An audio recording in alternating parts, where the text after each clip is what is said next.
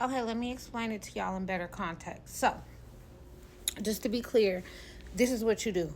You get a living life benefit policy for your child, right? Or yourself, right? But it works really, really well with kids because they're younger and they have time to grow the money. I mean, you have time to grow the money too, but you have to max fund it. So here's how it goes.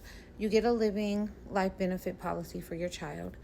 You will spend, well, however much the face amount. I mean, people get $500,000 policies, they get $250,000 policies, 200,000, 150, 100, all the way down to 50,000. 50,000 is the lowest that we go. So you get your child a policy, you pay in every month. Once you come sit with me, I will show you the amount of money that you can put in without it going into taxes, right? Because if you go over a certain amount of money, then it becomes taxable income and we don't want that. So we keep it at a certain level of income so that way it's never taxable income.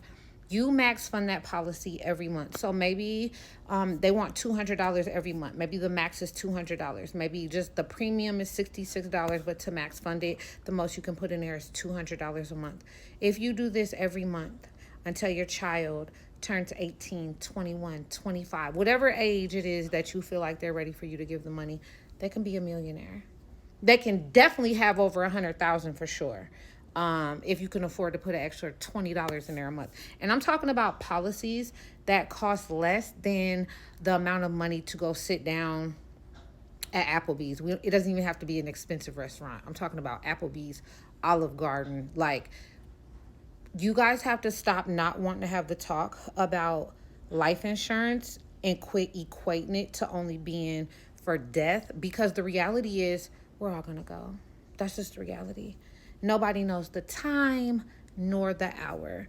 But wouldn't you want peace to know that, let's say they do have a GoFundMe for you. Okay, let's just say you don't want to get it together. You're like, oh, life insurance is for when I die. Who cares? They'll figure it out. Not only is that selfish, but immediately after they get that GoFundMe together to put you in the ground or in the wall or in an urn or however it goes, what about who you leave behind? What are they going to do? You don't want them to be financially okay. You don't want them to not have to want for nothing. You don't want to know, like, no matter what happens to me tomorrow, I know they set up. I know they okay. And if nothing happens to you, right? Because we trying to live till 130 around here, right? Got to go to the gym, drink your water, do well. If nothing happens to you, you grow money and it's tax free. Imagine being 70 and you got 300,000 tax free just to go, yeah, whatever you want to do with it, okay? Just not even money you done put up in other bank accounts or other investments. This is merely off paying for your life insurance every month. You got 300,000 just waiting on you. Just, yeah, let me get 100,000 out of that 300,000. I want to do whatever I want to do. Buy an island house vacation. I want whatever it is that I want to do. It's there for you. I don't know what we waiting on. So I hope that the more videos that I create and the more posts that I make and the more I talk about it, you guys understand how important it is. Because I know you've all been in a situation where it was sad and it wasn't enough money. It's not a good feeling. It's not a good feeling.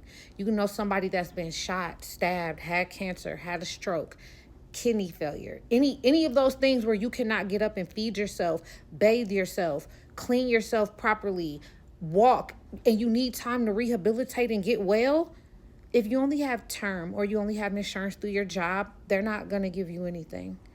How are you going to pay your bills? How are you going to feed yourself? How are you going to pay for medicine and doctors? Because let me tell you something, that state insurance, they only going to talk to you about the medicine that your insurance can pay for. They're not going to tell you about that other stuff in the back. That shit they taking. They're not going to tell you about that because they've looked at your chart and you don't have enough money and they know that. But when you come in there with your own money because you had living life benefits and now you sick or something's going on and you tell them, I got 200,000, I could pay for anything I want to hear to get me better, they're going to go get that shit out the back. They're going to bring you the good medicine. They're gonna help you get better. They're gonna give you the best doctors to rehabilitate. They're gonna bring you the best form of care to get you back on your feet. You know why? Because you came with your own money. And regardless if you want to talk about it or not, that's how America works. Now, I'm not saying money is everything. That shit for sure is right up there with oxygen. You need to get living life benefit insurance. If you even have insurance already, talk with them.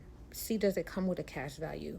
Will it provide you money if you get ill or you get sick or you get hurt and you can't go to work and take care of yourself? Because let me tell you something, your job gonna give you short disability or long disability, then they're gonna lay you off because you're no longer an asset. You can't do nothing for them. So it's been real, but okay then.